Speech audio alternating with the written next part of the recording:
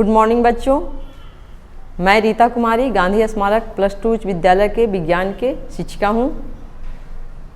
बच्चों, आज के वीडियो में हम लोग रक्तदाब के बारे में पढ़ेंगे।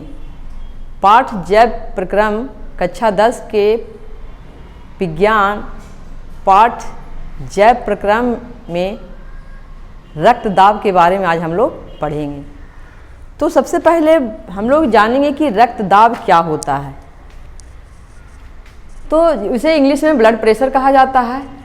तो जितने दबाव के साथ, जितने प्रेशर के साथ रक्त धमनियों में प्रवाहित होता है उसे ही रक्तदाब कहा जाता है, उसे ही ब्लड प्रेशर कहा जाता है। रक्तदाब का परीक्षण सर्वप्रथम स्टीफन हेल्स ने घोड़े पर किया था। इन्होंने ही सबसे प्रथम रक्तदाब का परीक्षण है जो किया था। धमनी में शिरा की अपेक्षा रक्तदाब अधिक होता है। हम लोग परिसंचरण तंत्र पढ़े थे, मानव हृदय में पढ़े थे कि धमनी क्या होता है, शिरा क्या होता है। तो हम लोग ये जाने थे कि धमनी में शुद्ध रक्त का बहाव होता है और शिरा में अशुद्ध रक्त का बहाव होता है। तो वही धमनी में है जो धमनी में शिरा की अपेक्षा रक्तदाब अधिक होता है। रक्तदाब जो सामान्य रूप से मनुष्य में रक्तदाब होता है, जो हम लोग मापते हैं, जो बताया जाता है, वो जो आदर्श जो होता है, मतलब जितना होना चाहिए वो 180/, जो 120/80 जो mmHg होता है, ये जो इसको मानक के रूप में माना गया है कि इतना ही है जो सही होता है। नॉर्मल ब्लड प्रेशर है जो यही होता है। इसमें दो तरह से दिखाया गया, 101 इधर 180, 120 और इधर 180। ये दोनों के बारे में दो तरह का ये दाब है। वही दो तरह का क्या है, एक प्राकुंचन रक्तदाब है और दूसरा है जो अनुशीतलन रक्तदाब है। सबसे पहले है प्राकुंचन रक्तदाब, जिसे इंग्लिश में सिस्टोलिक ब्लड प्रेशर कहा जाता है। क्या कहा जाता है? Systolic blood pressure. दूसरा है अनुशीतलन रक्तदाब, जिसे कहा जाता है डायस्टोलिक ब्लड प्रेशर। सबसे पहले हम जानेंगे कि सिस्टोलिक ब्लड प्रेशर क्या होता है, जिसे प्राकुंचन रक्तदाब कहते हैं। तो हृदय के संकुचन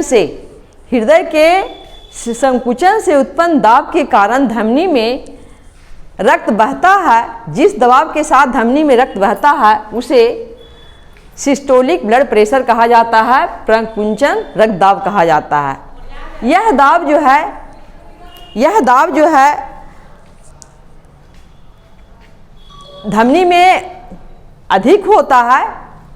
इसी कारण धमनी की जो भित्ति होती है मोटी तथा लचीली होती है। दूसरा है अनुशीतलन रक्तदाब, जिसे डायस्टोलिक ब्लड प्रेशर कहते हैं। हृदय में शिथिलन के कारण धमनी में रक्तदाब क्या हो जाता है? कम हो जाता है। हृदय में शिथिलन के कारण जब धमनी में क्या होता है, रक्तदाब कम हो जाता है, उसे अनुशीतलन रक्तदाब कहा जाता है या डायस्टोलिक ब्लड प्रेशर कहा जाता है। रक्तदाब को मापने के लिए जिस यंत्र का प्रयोग किया जाता है, जिस यंत्र से के द्वारा मापा जाता है, उसे स्फिग्मोमैनोमीटर कहा जाता है। क्वेश्चन कभी कभी पूछा जाता है कि रक्तदाब को मापने के लिए किस यंत्र का प्रयोग किया जाता है, तो क्या हो जाएगा इसका? स्फिग्मोमैनोमीटर। तो रक्तदाब में क्या होता है कि जो निलय है, निलय का ही संकुचन, एक तरह से कहा जाए तो निलय के संकुचन और प्रसार के कारण ही है जो क्या होता है, रक्तदाब उत्पन्न होता है।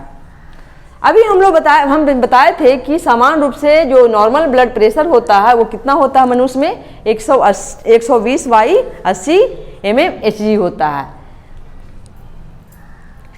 मनुष्य में जो आदर्श डायस्टोलिक जो दाब है 120 से 130 mmHg होता है। तो यहाँ तक है तो ये इसको आदर्श माना गया है कि इतना है तो इतना में है जो मनुष्य का जो शरीर है, जो अंग है, सही कार्य करता है। और डायस्टोलिक जो दाब है जो 70 से 80 mmHg होता है, तो इसको भी नॉर्मल रखा गया है।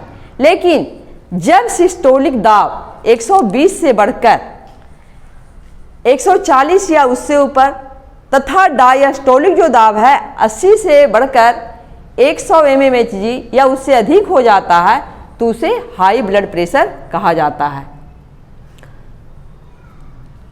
इसमें एक और बात है कि मनुष्य में जब धमनिकाएं अधिक संकीर्ण हो जाती है तो हृदय द्वारा रक्त को शरीर में भेजने के लिए क्या करना पड़ता है, उसे अधिक बल लगाना पड़ता है, जिसके कारण है कि हाई ब्लड प्रेशर होता है। और हाई ब्लड प्रेशर के कारण क्या होता है, हार्ट अटैक हो सकता है, जिसे हृदयघात हो सकता है, ये सब होने की संभावना होती है।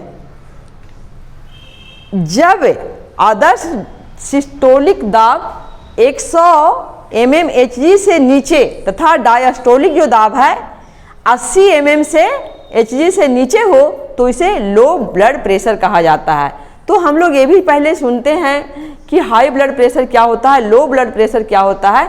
तो हाई ब्लड प्रेशर के भी बारे में भी हम लोग देखें कि हाई ब्लड प्रेशर क्या होता है और लो ब्लड प्रेशर भी क्या होता है। थैंक यू बच्चों।